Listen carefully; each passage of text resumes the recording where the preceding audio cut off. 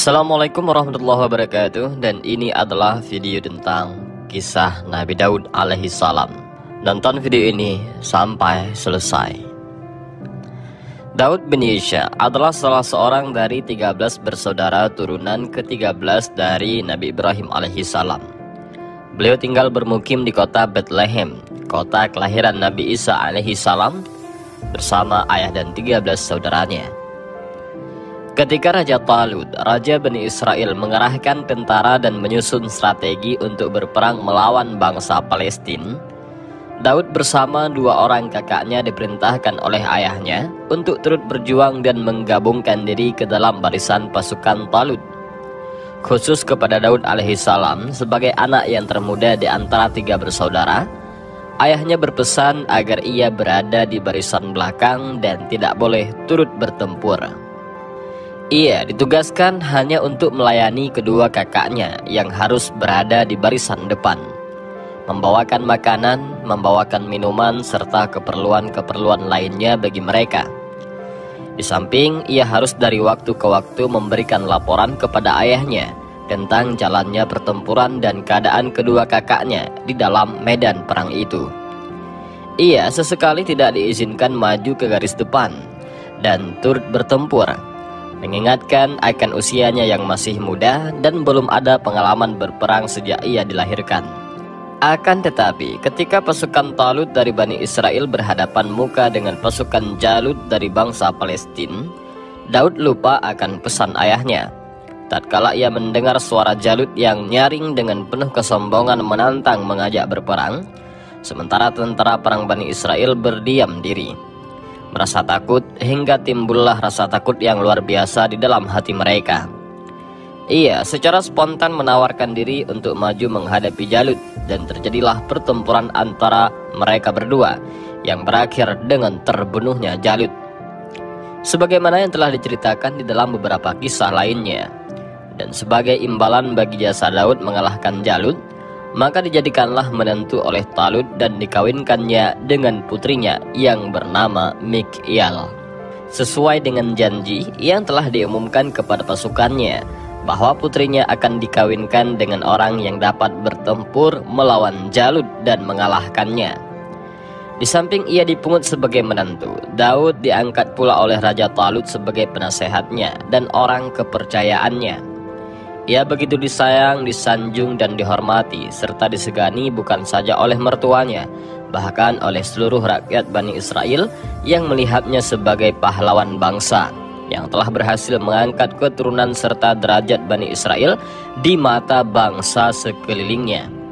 Suasana keakraban, saling sayang, dan saling cinta yang meliputi hubungan sang menantu dan Daud itu dengan sang mertua itu tidak dapat bertahan lama. Pada akhirnya, waktu Daud merasa bahwa ada perubahan dalam sikap mertuanya terhadap dirinya, muka manis yang biasa ia dapat dari mertuanya berbalik menjadi muram dan kaku. Kata-katanya yang biasa didengar lemah lembut berubah menjadi kata-kata yang kasar dan keras. Bertanya ia kepada diri sendiri, gerangan apakah kiranya yang menyebabkan perubahan sikap yang mendadak itu? Adakah hal-hal yang dilakukannya dianggap oleh mertuanya kurang layak sehingga menjadikan ia marah dan benci kepadanya? Ataukah mungkin hati mertuanya termakan oleh hasutan dan fitnahan orang yang sengaja ingin merusakkan suasana harmoni dan damai di dalam rumah tangganya? Bukankah ia seorang menantu yang setia dan taat kepada mertuanya yang telah memenuhi tugasnya di dalam perang sebaik yang ia harapkan? Dan bukankah ia selalu tetap bersedia mengorbankan jiwa raganya untuk membela dan mempertahankan kekekalan kerajaan mertuanya? Daud tidak mendapat jawaban yang memuaskan atas pertanyaan-pertanyaan yang melintasi pikirannya itu. Ia kemudian kembali bertanya kepada diri sendiri dan berkata di dalam hatinya, mungkin apa yang ia lihat sebagai perubahan sikap dan perlakuan dari mertuanya itu hanya suatu dugaan dan prasangka belaka dari pihaknya. Dan kalaupun memang ada, maka mungkin disebabkan oleh urusan-urusan dan masalah-masalah pribadi dari mertua yang tidak ada sangkut pautnya dengan dirinya sebagai menantu.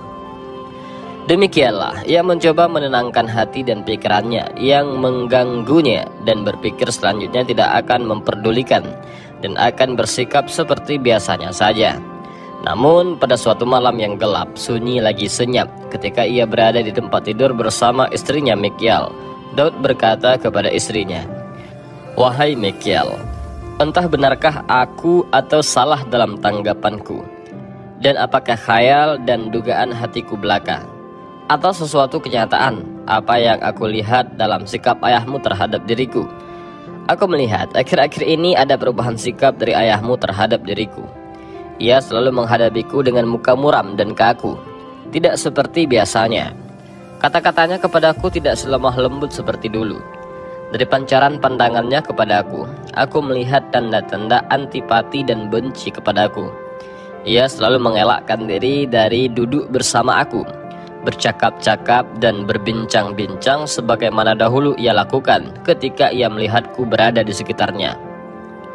Mikyal menjawab seraya menghela nafas panjang dan mengusap air mata yang terjatuh di atas pipinya. "Wahai Daud, aku tidak akan menyembunyikan sesuatu daripadamu, dan sesekali tidak akan merahasiakan hal-hal yang sepatutnya engkau ketahui. Sesungguhnya sejak ayahku melihat bahwa namamu makin naik di mata rakyat, dan namamu menjadi buah bibir yang disanjung-sanjung sebagai pahlawan dan penyelamat bangsa, ia merasa iri hati dan khawatir bila pengaruhmu di kalangan rakyat makin luas dan kecintaan mereka kepadamu semakin bertambah. Hal itu akan dapat melemahkan kekuasaannya dan bahkan mungkin menanggung kewibawaan kerajaan dirinya. Ayahku, walaupun ia seorang mukmin, berilmu dan bukan dari keturunan raja, menikmati kehidupan yang mewah, menduduki yang empuk dan merasakan manisnya berkuasa. Orang mengiyakan kata-katanya, melaksanakan segala perintahnya, dan membungkuk diri jika menghadapinya. Ia khawatir akan kehilangan itu semua dan kembali ke tanah ladangnya dan usaha ternaknya di desa. Karena itu, ia tidak menyukai orang yang menonjol dan dihormati dan disegani oleh rakyat, apalagi dipuja-puja seperti engkau dan dianggap sebagai pahlawan bangsa seperti engkau. Ia khawatir bahwa engkau mungkin dapat merenggut kedudukan dan mahkotanya dan menjadikan dia terpaksa kembali ke cara hidupnya yang lama, sebagaimana tiap raja meragukan kesetiaan tiap orang dan berburuk sangka terhadap tindakan-tindakan bawahannya bila ia belum mengerti apa yang dimaksud dengan tindakan-tindakan itu." "Wahai Daud," Mikyal meneruskan ceritanya, "aku sudah tahu bahwa ayahku sedang memikirkan sesuatu rencana untuk menyingkirkan engkau dan mengikis habis pengaruhmu di kalangan rakyat. Dan walaupun aku masih meragukan kebenaran berita itu, aku rasa tidak ada salahnya jika engkau dari sekarang berlaku waspada dan hati-hati terhadap kemungkinan terjadi hal-hal yang malang bagi dirimu." Daud merasa heran kata-kata istrinya itu. Lalu ia bertanya kepada istrinya, "Mengapa terjadi hal yang sedemikian itu? Mengapa kesetiaanku diragukan oleh ayahmu? Padahal aku dengan jujur dan ikhlas hati berjuang di bawah benderanya, menegakkan kebenaran dan memerangi kebatilan serta mengusir musuh ayahmu." Talut telah termakan godaan iblis yang telah menghilangkan akal sehatnya serta mengaburkan jalan pikirannya. Kemudian tidurlah Daud selesai mengucapkan kata-kata itu. Pada keesokan harinya, Daud terbangun oleh suara seorang pesuruh raja yang menyampaikan panggilan dan perintah kepadanya untuk segera datang menghadap. Berkata sang raja kepada Daud yang berdiri tegak di hadapannya, "Hai Daud, pikiranku belakangan ini sangat terganggu oleh sebuah berita. Aku mendengar bahwa bangsa Kan'an sedang menyusun kekuatannya dan mengerahkan serakyatnya untuk datang menyerang dan menyerbu daerah kita. Engkaulah harapanku, wahai Daud, yang akan dapat menangani urusan ini. Maka ambillah pedangmu dan siapkanlah peralatan perangmu. Pilihlah orang-orang yang engkau percaya di antara tentaramu, dan pergilah serbu mereka di rumahnya sebelum mereka sempat datang kemari. Janganlah engkau kembali dari medan perang kecuali dengan membawa bendera kemenangan ataupun dengan jenazahmu dibawa di atas bahu orang-orangmu." Dan ternyata Talut hendak mencapai dua tujuan sekaligus dengan siasatnya ini. Ia hendak menghancurkan musuh yang selalu mengancam negerinya, dan bersamaan dengan itu ia mengusirkan Daud dari batas buminya karena hampir dapat memastikan kepada dirinya bahwa Daud tidak akan kembali selamat dan pulang hidup dari medan perang kali ini. Siasat yang mengandung niat jahat dan tipu daya Talut itu bukan tidak diketahui oleh Daud. Ia merasa ada udang di balik batu dalam perintah Talut itu kepadanya. Namun ia sebagai rakyat yang setia dan tentara yang disiplin, ia menerima dan melaksanakan perintah itu dengan sebaik-baiknya, tanpa memperdulikan atau memperhitungkan akibat yang akan menimpa dirinya. Dengan bertawakal kepada Allah, berserah diri kepada takdirnya, dan berbekal iman dan takwa di dalam hatinya, berangkatlah Daud beserta pasukannya menuju daerah bangsa Kan'an. Ia tidak luput dari lindungan Allah yang memang telah menyuratkan dalam takdirnya akan mengutus Daud sebagai nabi dan rasul. Maka kembalilah Daud ke kampung halamannya beserta pasukannya dengan membawa kemenangan gilang gemilang. Kedatangan Daud kembali dengan membawa kemenangan itu diterima oleh Talut dengan senyum dan tanda gembira yang dipaksakan oleh dirinya. Ia berpura-pura menyambut Daud dengan penghormatan yang besar dan pujian-pujian yang berlebih-lebihan. Namun dalam dadanya makin menyala-nyala api dendam dan kebencian. Apalagi disadarinya bahwa dengan berhasilnya Daud mengalahkan ataupun berhasilnya Daud memenangkan perang, pengaruhnya di mata rakyat makin naik dan makin dicintainya oleh Bani Israel, sehingga di mana saja orang berkumpul tidak lain yang dibicarakan hanyalah tentang diri Daud. Keberaniannya, kecakapannya dalam memimpin pasukan dan kemahirannya menyusun strategi sehingga ia dapat mengalahkan bangsa Kan'an dan membawa kemenangan yang menjadi kebanggaan seluruh bangsa. Maka gagallah siasat Talut untuk menyingkirkan Daud dengan meminjamkan tangan orang-orang Kan'an itu. Ia kecewa tidak melihat jenazah Daud diusung oleh orang-orang yang kembali dari medan perang sebagaimana yang ia harapkan dan ia ramalkan. Tetapi ia melihat Daud dalam keadaan segar bugar, gagah perkasa, berada di hadapan pasukannya, menerima alu-aluan rakyat dan sorak-sorainya. Tanda cinta kasih sayang mereka kepadanya sebagai pahlawan bangsa yang tidak terkalahkan. Talut yang dibayang rasa takut akan kehilangan kekuasaannya melihat makin meluasnya pengaruh Daud. Pertama sejak kembalinya dari perang dengan bangsa Kan'an itu, dan ia berpikir jalan satu-satunya yang akan menyelamatkan dia dari ancaman Daud ialah membunuhnya secara langsung. Lalu diaturlah rencana pembunuhannya sedemikian cermat sehingga tidak akan menyeret namanya terbawa-bawa ke dalamnya. Mikhael, istri Daud yang dapat mencium rencana jahat ayahnya itu segera memberitahukan kepada suaminya agar ia segera menjauhkan diri dan meninggalkan kota secepat mungkin sebelum rencana jahat itu sempat dilaksanakan. Maka keluarlah Daud memenuhi anjuran istrinya yang setia itu, yaitu meninggalkan kota di waktu malam gelap dengan tiada membawa bekal kecuali iman di dada dan kepercayaan yang teguh yang akan pertolongan Allah dan rahmatnya Allah. Namun setelah berita menghilangnya Daud dari istana raja diketahui oleh umum, maka berbondong-bondonglah menyusul oleh saudara-saudaranya, murid-muridnya Daud dari para pengikutnya untuk mencari jejak di mana dan untuk menyampaikan kepadanya rasa setia kawan mereka, serta menawarkan bantuan dan pertolongan yang mungkin diperlukannya oleh Daud. Mereka menemui Daud sudah agak jauh dari kota. Ia sedang istirahat seraya merenungkan nasib yang ia alami sebagai akibat dari perbuatan seorang hamba Allah yang tidak mengenal budi baik sesamanya, dan yang selalu memperturutkan hawa nafsunya sekedar untuk mempertahankan kekuasaan duniawinya. Hamba Allah itu tidak sadar, pikir Daud, bahwa kenikmatan dan kekuasaan duniawi yang ia miliki adalah pemberian Allah yang sewaktu-waktu dapat dicabut kembali daripadanya. Raja Talut makin lama makin berkurang pengaruhnya dan merosot kewibawaannya sejak ia ditinggalkan oleh Daud, dan diketahui oleh rakyat rencana jahatnya terhadap orang yang telah berjasa membawa kemenangan demi kemenangan bagi negara dan bangsanya. Dan sejauh penghargaan rakyat terhadap Talut merosot, sejauh itu pula cinta kasih mereka kepada Daud makin meningkat, sehingga banyak di antara mereka yang lari mengikuti Daud dan menggabungkan diri ke dalam barisannya.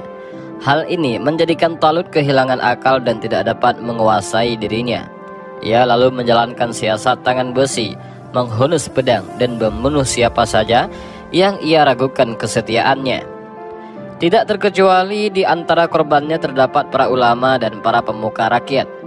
Talut yang mengetahui bahwa Daud yang merupakan satu-satunya saingan baginya masih hidup dan mungkin sekali akan menuntut balas atas pengkhianatan dan rancangan jahatnya itu, merasakan tidak dapat tidur nyenyak dan hidup tentram di istananya sebelum ia melihat Daud mati terbunuh. Karenanya ia mengambil keputusan untuk mengejar Daud dimanapun ia berada dengan sisa pasukan tentaranya yang sudah goyah disiplinnya dan sudah goyah kesetiaannya kepada istana. Ia pikir harus cepat-cepat membinasakan Daud dan para pengikutnya sebelum mereka menjadi kuat dan bertambah banyak pengikut-pengikutnya. Daud beserta para pengikutnya pergi bersembunyi di sebuah tempat persembunyian tatkala mendengar bahwa Talut dan pasukannya sedang mengejarnya dan sedang berada tidak jauh dari tempat persembunyiannya. Ia menyuruh beberapa orang daripada pengikutnya untuk melihat dan mengamati kedudukan Talut yang sudah berada dekat dari tempat mereka bersembunyi. Mereka kembali memberitahukan kepada Daud bahwa Talut dan pasukannya yang sudah berada di sebuah lembah dekat dengan tempat mereka dan sedang tertidur semuanya dengan nyenyak. Mereka bersuruh kepada Daud, jangan menyia-nyiakan kesempatan yang baik ini untuk memberi pukulan yang memastikan kepada Talut dan pasukannya. Namun anjuran mereka ditolak oleh Daud, dan buat sementara ia merasa cukup sebagai peringatan pertama bagi Talut dengan menggunting saja sudut bajunya selagi ia nyenyak dalam tidurnya. Namun setelah Talut terbangun dari tidurnya, dihampirilah ia oleh Daud yang seraya menunjukkan potongan yang digunting dari sudut bajunya. Berkatalah ia kepadanya, lihatlah pakaian bajumu yang telah aku gunting sewaktu engkau tidur nyenyak.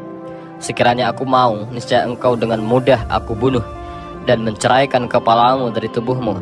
Namun aku masih ingin memberi kesempatan kepadamu untuk bertaubat dan ingat kepada Tuhan, serta membersihkan diri dan pikiranmu dari sifat-sifat dengki, hasud dan buruk sangka yang engkau jadikan dalih untuk membunuh orang sesuka hatimu. Talut tidak dapat menyembunyikan rasa terkejutnya bercampur malu yang nampak jelas pada wajahnya yang pucat. Ia berkata menjawab, sungguh engkau adalah lebih adil dan lebih baik hati daripada aku. Engkau benar-benar telah menunjukkan jiwa besar dan perangai yang luhur. Aku harus mengakui hal itu. Namun peringatan yang diberikan oleh Daud belum dapat menyadarkan Talut. Hasratnya yang keras untuk mempertahankan kedudukannya yang sudah lapuk itu menjadikannya ia lupa peringatan yang ia terima dari Daud tatkala digunting sudut bajunya. Ia tetap melihat Daud sebagai musuh yang akan menghancurkan kerajaannya dan mengambil alih mahkotanya. Ia merasa belum aman selama masih hidup dikelilingi oleh para pengikutnya yang makin lama makin membesar bilangannya itu. Ia enggan menarik pelajaran dari peristiwa pengguntingan bajunya dan mencoba sekali lagi membawa pasukannya mengejar dan mencari Daud untuk menangkapnya hidup ataupun mati. Sampailah berita pengejaran Talut ke telinga Daud untuk kedua kalinya. Maka dikirimkanlah pengintai oleh Daud untuk mengetahui di mana tempat pasukannya Talut berkemah. Ditemukanlah sekali lagi mereka sedang berada di sebuah bukit dan tertidur dengan nyenyaknya karena susahnya perjalanan waktu itu. Dengan melangkah beberapa anggota pasukan yang lagi tidur, sampailah Daud di tempat Talut yang lagi mendengkur dalam tidurnya. Diambillah anak panah yang tertancap di sebelah kanan kepala Talut beserta sebuah kendi air yang terletak di sebelah kirinya.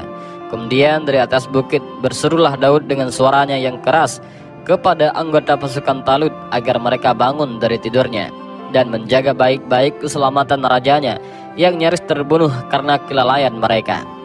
Ia mengundang salah seorang dari anggota pasukan untuk datang mengambil kembali anak panah dan kendi air kepunyaan raja yang telah dicurinya dari sisinya tanpa seorang pun dari mereka yang mengetahuinya.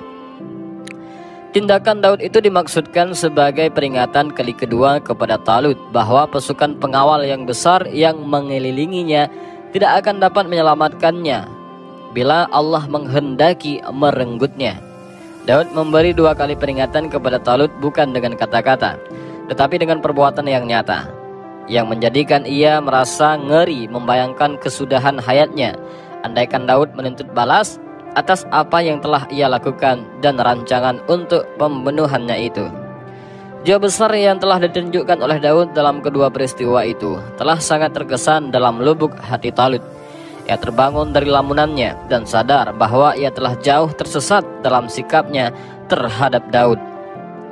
Ia sadar bahwa nafsu, murka, dan bisikan iblislah yang mendorongkan dia merencanakan pembunuhan atas diri Daud yang tidak berdosa, yang setia kepada kerajaannya, yang berkali-kali mempertaruhkan jiwa untuk kepentingan bangsa dan negerinya, tidak pernah berbuat khianat ataupun melalaikan tugas dan kewajibannya.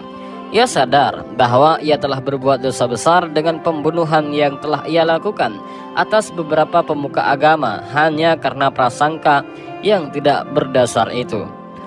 Talut duduk seorang diri termenung membalik-balikkan lembaran sejarah hidupnya sejak ia berada di desa bersama ayahnya.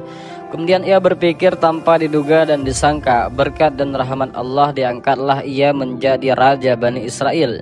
Dan bagaimana Tuhan telah mengutuskan Daud untuk mendampinginya dan menjadi pembantunya yang setia dan komandan pasukan yang gagah perkasa, yang sepatutnya atas jasa-jasanya itu dapat penghargaan yang setinggi-tingginya, dan bukan sebagaimana yang ia lakukan yang telah merancangkan pembunuhannya dan mengejar-ngejarnya setelah ia melarikan diri dari istana. Dan walaupun ia telah mengkhianati Daud dengan rancangan jahatnya itu, Daud masih berkenan memberi ampunan kepadanya dalam 2 kesempatan, di mana ia dengan mudah membunuhnya andaikan dia mau. Membayangkan peristiwa itu semua menjadi sesalah dada Talut, menyesalkan diri yang telah terjerumus oleh hawa nafsu dan godaan iblis, sehingga ia menyia-nyiakan karunia dan rahmat Allah dengan tindakan-tindakan yang bahkan membawa dosa dan murka Allah. Maka untuk menebus dosa-dosanya dan bertaubat kepada Allah, Talut akhirnya mengambil keputusan dan keluar dari kota, melepaskan mahkotanya dan meninggalkan istana beserta segala kebesarannya dan kemegahannya ia tinggalkan. Lalu pergilah ia berkelana dan mengembara di atas bumi Allah sampai tiba saatnya ia mendapat panggilan meninggalkan dunia yang fana ini menuju alam yang kekal. Dan setelah istana kerajaan Bani Israel ditinggalkan oleh Talut yang pergi tanpa meninggalkan bekas, beramai-ramailah rakyat mengangkat dan menobatkan Daud sebagai raja yang berkuasa. Ketika Nabi Daud alaihissalam sudah menjadi raja, beliau dapat menangani semua urusan pemerintahan kerajaannya, mengadakan peraturan dan menentukan bagi dirinya hari-hari khusus untuk melakukan ibadah dan bermunajat kepada Allah, hari-hari untuk peradilan, hari-hari untuk berdakwah dan memberi penerangan kepada rakyat, dan hari-hari menyelesaikan urusan-urusan pribadinya. Pada hari-hari yang ditentukan untuk beribadah dan menguruskan urusan pribadi, ia tidak diperkenankan seorang pun menemuinya dan mengganggunya dalam khalwatnya. Sedang pada hari-hari yang ditentukan untuk peradilan, maka ia menyiapkan diri untuk menerima segala laporan dan keluhan yang dikemukakan oleh rakyatnya, serta menyelesaikan segala pertikaian dan perkelahian yang terjadi antara sesama mereka. Peraturan itu diikuti secara teliti dan diterapkan secara ketat oleh para pengawal dan petugas keamanan istana. Pada suatu hari di mana ia harus menutup diri untuk beribadah dan berkhalwat, datanglah 2 orang lelaki meminta izin dari para pengawal untuk masuk menemui raja, yaitu Nabi Daud alaihissalam. Izin tidak diberikan oleh para pengawal sesuai dengan ketentuan yang berlaku. Namun lelaki itu memaksa kehendaknya dan memanjat pagar, dan sampailah mereka di dalam istana dan bertemu muka dengan Nabi Daud alaihissalam. Nabi Daud alaihissalam yang sedang melakukan ibadahnya terperanjat kaget melihat kedua lelaki itu sudah berada di depannya. Padahal ia begitu yakin para penjaga pintu istana tidak akan dapat melepaskan siapapun masuk ke dalam istana untuk menemuinya. Berkatalah kedua tamu yang tidak diundang itu ketika melihat wajah Daud alaihissalam menjadi pucat, "Janganlah terkejut dan janganlah takut. Kami berdua datang kemari untuk meminta keputusan yang adil dan benar mengenai perkara sengketa yang terjadi di antara kami berdua." Nabi Daud alaihissalam tidak dapat berbuat selain daripada menerima mereka yang sudah berada di depannya. Kendati pun tidak melalui prosedur dan protokol yang sepatutnya, berkatalah ia kepada mereka setelah pulih kembali ketenangannya dan hilang rasa paniknya, Cobalah ceritakan kepadaku persoalanmu dan keadaan yang sebenarnya." Di antara mereka berkata, "Saudaraku ini memiliki 99 ekor domba betina dan aku hanya memiliki seekor sahaja. Ia menuntut dan mendesakkan kepadaku agar aku serahkan kepadanya dombaku yang seekor itu bagi melengkapi peternakannya yang menjadi genap 100 ekor. Ia membawa macam-macam alasan dan berbagai dalil yang sangat sukar bagiku untuk menolaknya, mengingatkan bahwa ia memang lebih cakap berdebat dan lebih pandai bertikam lidah daripada aku." Nabi Daud alaihi salam berpaling muka kepada laki-laki yang lain yang sedang terdiam, seraya bertanya, "Benarkah yang telah diuraikan oleh saudara kamu ini?" "Benar," jawab lelaki itu. "Jika memang demikian halnya," kata Daud alaihi salam dengan nada marah, "maka engkau telah berbuat zalim kepada saudaramu ini dan memperkosakan harta miliknya dengan tuntutanmu itu. Aku tidak akan membiarkan engkau melanjutkan tindakanmu yang zalim itu, atau engkau akan menghadapi hukuman pukulan pada wajah dan hidungmu. Dan memang banyak di antara orang-orang yang bersikap itu yang berbuat zalim satu terhadap yang lainnya, kecuali mereka yang benar beriman dan beramal saleh." "Wahai Daud," berkatalah salah seorang dari lelaki itu, "sebenarnya engkaulah yang sepatutnya menerima hukuman yang engkau ancamkan kepadaku itu. Bukankah engkau sudah mempunyai 99 perempuan ataupun istri? Mengapa engkau masih menyunting lagi seorang gadis yang sudah lama bertunangan dengan seorang pemuda anggota tentaramu sendiri yang setia dan bakti, dan sudah lama mereka berdua saling cinta dan mengikat janji?" Nabi Daud alaihi salam tercengang mendengar jawaban lelaki yang berani, tegas dan pedas itu, dan sekali lagi ia memikirkan kemana sasaran dan tujuan kata-kata itu. Nabi Daud alaihi salam berdiri dan berdiam diri, tidak mengubah sikap duduknya, dan seraya termenung, dan sadarlah ia bahwa kedua lelaki itu adalah malaikat yang diutuskan Allah untuk memberi peringatan dan teguran kepadanya. Ia segera bersujud memohon ampun dan maghfirah dari Allah Subhanahu wa taala atas segala tindakan dan perbuatan yang tidak diridainya. Allah Subhanahu wa taala menyatakan menerima taubat Daud, mengampuni dosanya serta mengangkatnya ke tingkat para nabi dan para rasulnya. Adapun gadis yang dimaksudkan dalam percakapan Daud dengan kedua malaikat yang menyerupai sebagai manusia itu adalah Sabir binti Syair, yaitu seorang gadis yang berparas elok dan cantik, sedangkan calon suaminya adalah Uria bin Hannan, seorang pemuda jejaka yang sudah lama menaruh cinta dan mengikat janji dengan gadis tersebut bahwa sekembalinya dari medan perang mereka berdua akan melangsungkan perkawinan dan hidup sebagai suami istri yang bahagia. Pemuda itu telah secara resmi meminang Sabir dari kedua orang tuanya, yang dengan senang hati telah menerima baik uluran tangan pemuda itu. Akan tetapi apa yang hendak dikatakan sewaktu Uria bin Hannan berada di negeri orang melaksanakan perintah Nabi Daud alaihissalam untuk berjihad menegakkan kalimah Allah, terjadilah sesuatu yang menghancurkan rancangan syahdunya itu, dan menjadilah cita-citanya untuk beristrikan Sabir, yaitu gadis yang diidam-idamkannya itu, seakan impian ataupun fata morgana belaka. Pada suatu hari di mana Uria masih berada jauh di negeri orang untuk melaksanakan perintah Allah untuk berjihad, tertangkaplah para Sabir yang ayu itu oleh kedua belah mata Daud alaihissalam, dan dari pandangan pertama itu timbullah rasa cinta di dalam hati Daud alaihissalam kepada sang gadis itu, yang secara sah adalah tunangan dari salah seorang anggota tentaranya yang sangat setia. Nabi Daud alaihissalam tidak perlu berpikir lama untuk menyatakan rasa hatinya terhadap gadis yang cantik itu, dan segera mendatangi kedua orang tuanya untuk meminang gadis tersebut. Gerangan orang tua siapakah yang akan berpikir akan menolak uluran tangan seorang seperti Daud alaihissalam untuk menjadi anak menantunya? Bukankah merupakan suatu kemuliaan yang besar baginya untuk menjadi ayah mertua dari Nabi Daud alaihissalam, yang merupakan seorang pesuruh Allah dan Raja Bani Israel itu? Dan walaupun Sabir telah diminta oleh Uria, namun Uria sudah lama meninggalkan tunangannya dan tidak dapat dipastikan bahwa ia akan dapat kembali ataupun berada dalam keadaan hidup. Tidak bijaksanalah pikir kedua orang tua Sabir untuk menolak uluran tangan Nabi Daud alaihissalam hanya semata-mata karena menantikan kedatangan Uria kembali dari medan perang. Maka diterimalah permintaan Daud alaihissalam dan kepadanya diserahkan Sabil untuk menjadi istrinya yang sah.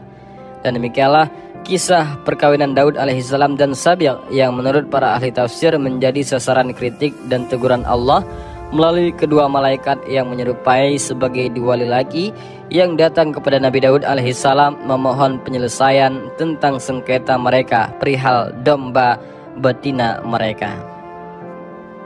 Di antara ajaran-ajaran Nabi Musa alaihissalam kepada Bani Israel ialah bahwa mereka mewajibkan untuk mengkhususkan satu hari pada tiap minggu untuk melaksanakan ibadah kepada Allah, mensucikan hati dan pikiran mereka dengan berzikir, bertahmid dan bersyukur atas segala karunia dan rahmat Allah Subhanahu wa taala, salat dan melakukan perbuatan-perbuatan yang baik serta amal-amal soleh lainnya. Diharamkan bagi mereka pada hari yang ditentukan untuk berdagang dan melaksanakan hal-hal yang bersifat duniawi. Pada awalnya, hari Jumatlah yang ditunjuk sebagai hari keramat dan hari ibadah itu. Akan tetapi, mereka meminta dari Nabi Musa agar hari ibadah itu dijatuhkan pada setiap hari Sabtu, mengingat bahwa pada hari itu Allah Subhanahu wa taala selesai menciptakan seluruh makhluknya. Usul perubahan yang mereka ajukan itu diterima oleh Nabi Musa alaihissalam. Maka sejak itu hari Sabtu pada setiap minggu dijadikan hari mulia dan suci, di mana mereka tidak melakukan perdagangan dan mengusahakan urusan duniawi.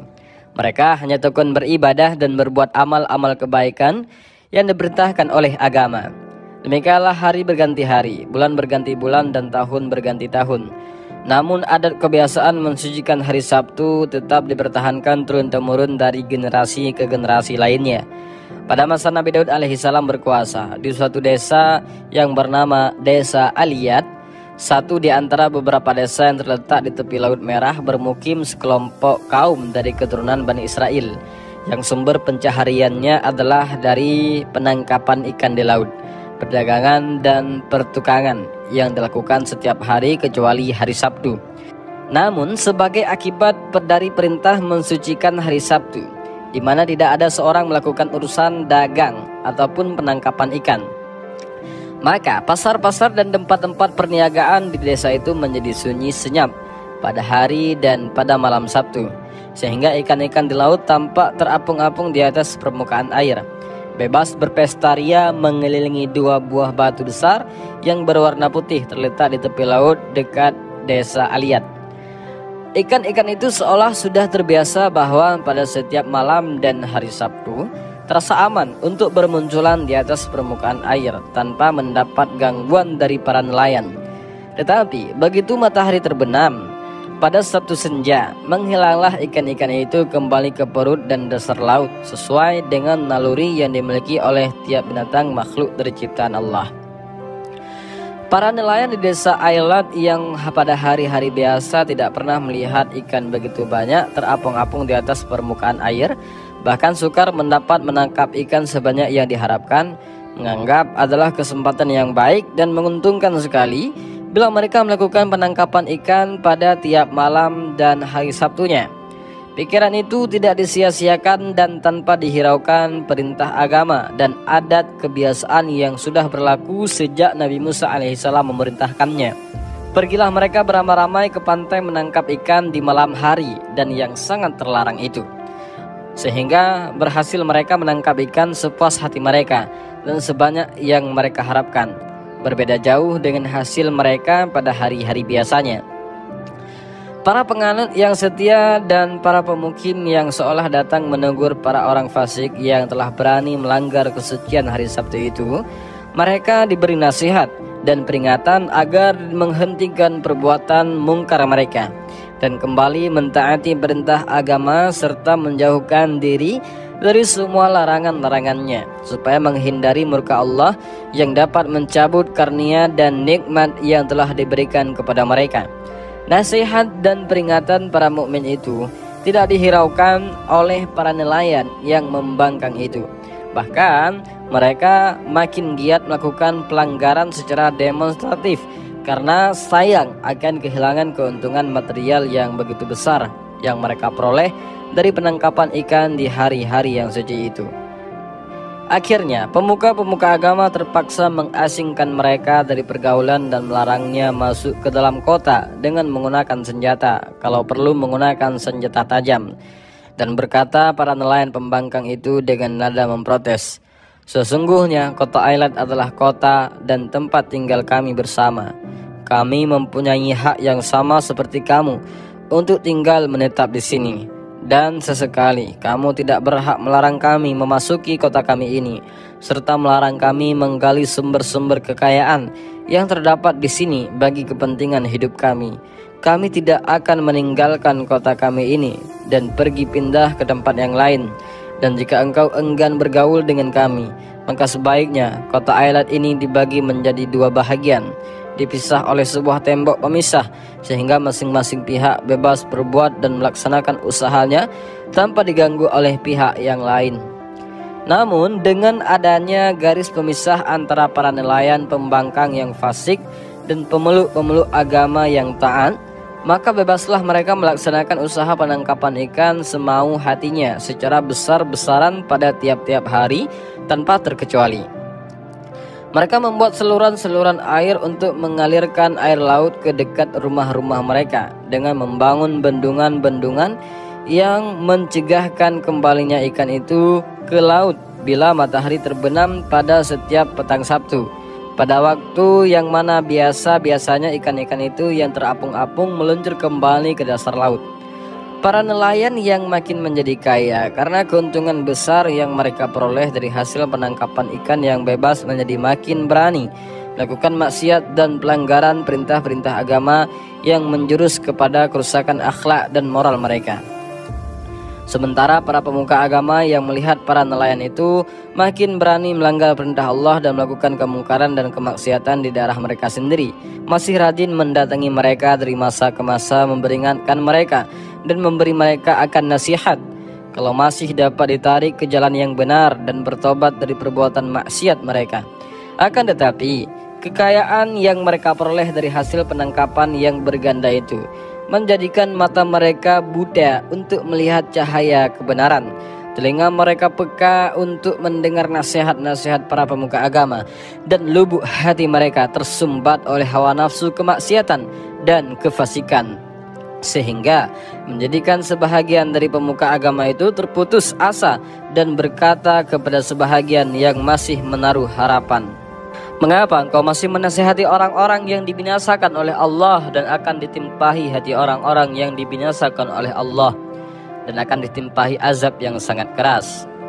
Demikianlah pula Nabi Daud alaihissalam setelah melihat bahwa segala nasihat dan peringatan kepada kaumnya hanya dianggap sebagai angin lalu ataupun seakan suara di padang pasir belaka, dan melihat tiada harapan lagi bahwa mereka akan sadar dan insaf kembali, maka berdoalah beliau kepada Allah Subhanahu wa taala agar mengejar mereka dengan siksaan dan azab yang sangat setimpal. Dan doa Nabi Daud alaihissalam dikabulkan oleh Allah, dan terjadilah suatu gempa bumi yang dahsyat yang membinasakan orang-orang yang telah membangkang dan berlaku zalim terhadap diri mereka sendiri dengan mengabaikan perintah Allah dan perintah para hambanya yang soleh. Sementara mereka yang mukmin dan soleh mendapat perlindungan Allah Subhanahu wa taala, dan terhindarlah mereka dari malapetaka yang melanda daerah itu. Allah Subhanahu wa taala memutuskan Nabi Daud alaihissalam sebagai nabi dan rasul dan memberikannya nikmat, kesempurnaan ilmu, ketelitian amal perbuatan, serta kebijaksanaan dalam menyelesaikan perselisihan. Kepadanya diturunkan kitab Zabur, kitab suci yang menghimpunkan kasidah-kasidah dan sajak-sajak serta syair-syair yang mengandung tasbih dan pujian-pujian kepada Allah Subhanahu wa taala, kisah-kisah umat terdahulu dan berita nabi-nabi yang akan datang, di antaranya berita tentang datangnya nabi akhir zaman, yaitu Nabi Muhammad sallallahu alaihi wasallam. Allah menundukkan gunung-gunung dan memerintahkannya bertasbih mengikuti tasbih Nabi Daud alaihissalam tiap pagi dan petang. Burung-burung pun turut bertasbih mengikuti tasbih Nabi Daud alaihissalam berulang-ulang. Nabi Daud alaihissalam diberi peringatan tentang maksud suara atau bahasa-bahasa burung. Allah setelah memberinya kekuatan melunakkan besi, sehingga ia dapat membuat baju-baju dan lingkaran-lingkaran besi dengan tangannya tanpa pertolongan dari api. Nabi Daud alaihissalam telah diberikan kesempatan menjadi raja, memimpin kerajaan yang kuat yang tidak dapat dikalahkan oleh musuh. Bahkan sebaliknya, ia selalu memperoleh kemenangan di atas semua musuhnya. Nabi Daud alaihissalam dikurniakan suara yang merdu oleh Allah Subhanahu wa taala yang enak didengar, sehingga kini ia menjadikan kiasan bila seseorang bersuara merdu dikatakan bahwa ia memperoleh suara Nabi Daud alaihissalam.